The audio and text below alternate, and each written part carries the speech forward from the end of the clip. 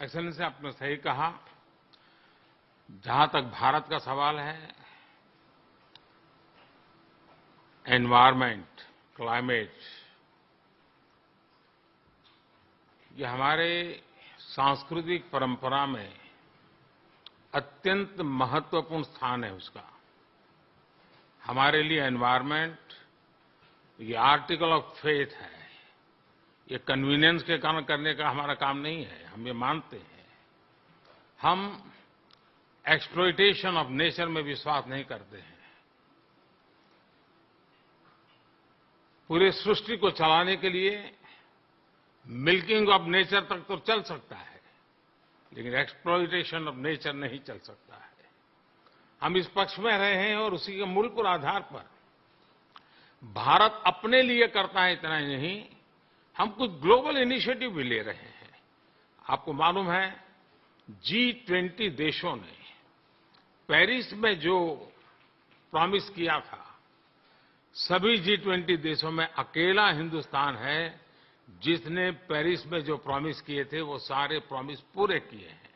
इतना ही नहीं, solar energy के क्षेत्र में हमने ग्लासगो में रिन्यूएबल एनर्जी के क्षेत्र में 500 गीगावाट का टारगेट रखा है। हमने 2030 तक भारत की रेलवे का नेट जीरो का लक्ष्य रखा है। और भारत की रेलवे कहने के बाद आपको उसका स्केल पता होना चाहिए। भारत की रेलवे का मतलब है कि हर दिन मेरे यहां रेल के डिब्बे में पूरा ऑस्ट्रेलिया होता है। इतना बड़ा मेरा देश है और वहां मैं 2030 तक रेलवे को नेट जीरो लेकर के चल रहा हूं। उसी प्रकार से जो हमने सोलर एनर्जी के टारगेट तय किए थे, हमने इथेनॉल के टारगेट तय किए थे 10% का, वो समय से पहले पूरा कर दिया। हम 20% इथेनॉल ब्लेंडिंग की दिशा में आगे बढ़ रहे हैं। हम ग्रीन हाइड्रोजन को इनिशिएट कर रहे हैं और भारत ग्रीन हाइड्रोजन हब बने, उस दिशा में हम काम कर रहे हैं। हमने दुनिया के लिए इंटरनेशनल सोलर अलायंस, उसका हमने लॉन्च किया और आज दुनिया के कई देश उसमें भारत के साथ मिलकर के आगे बढ़ रहे हैं। हमने जो आइलैंड कंट्रीज है उनको स्पेशली सोलार के क्षेत्र में मदद करके उनको एक नया विश्वास दिया है कि हम आपकी कठिनाइयों में आपके साथ हैं। भावी किसी भी संकट के लिए हम आपकी चुनौती को पार करने के लिए हमारी जिम्मेवारियां निभाएंगे, आपको भी मदद करेंगे। हम वो देश हैं जिसने एक और नया क्षेत्र हाथ लिया है। हम देख रहे हैं कि नेचुरल कैलेमिटी के कारण आज मनुष्य मृत्यु की चर्चा तो होती है, लेकिन इंफ्रास्ट्रक्चर का इतना नुकसान होता है जो 50-50 साल तक भरपाई नहीं हो सकता। और इसलिए ये जो क्लाइमेट चेंज के कारण जिस प्रकार का संकट आ रहा है, तो ऐसा इंफ्रास्ट्रक्चर बनना चाहिए जिसमें रेजिलियंस हो। और इसके लिए CDRI हमने एक ग्लोबल ऑर्गेनाइजेशन को जन्म दिया है।